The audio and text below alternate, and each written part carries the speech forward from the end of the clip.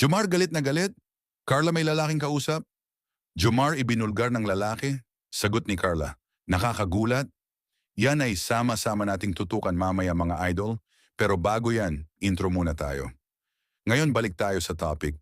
Habang wala si Jomar, may isang lalaking gustong makipagpersonalan kay Carla at gusto niya itong makipagpartner ni Carla.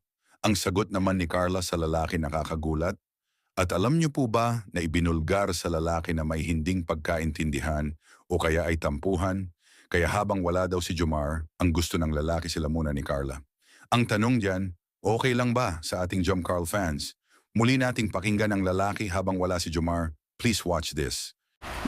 Siguro naninibaw ka ngayon sa akin. Kasi lalaking lalaki ako ngayon. Siya baga po. May gusto sana akong sabihin sa'yo. Ano po? Kasi narinig ko kasi kay boss na papahingan kayo ni Jomar. So, napag-isip-isip ko na dahil wala naman si Papa James ngayon. Baka lang gusto ni boss na ako na lang yung muna yung pumalit sa kanya bilang kalab team mo. Okay lang yun sa'yo?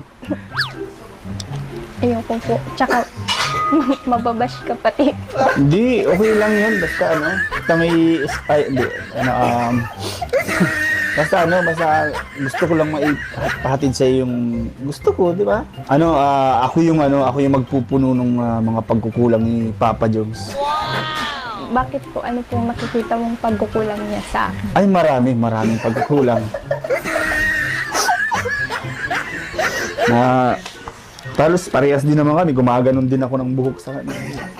Kaya, di naman kami magkalayo ng ni Papa Jones. Mas maputi lang naman pati sa akin ng konti, pero di kami nagkakalayo ng itsura ni Papa Jones. Siguro ang lamang niya sa akin, mga 5 paligo lang. Pero kaya kong habulin yun.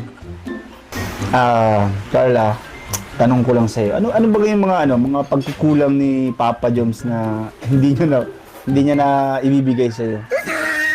Siyempre po, wala. Wala.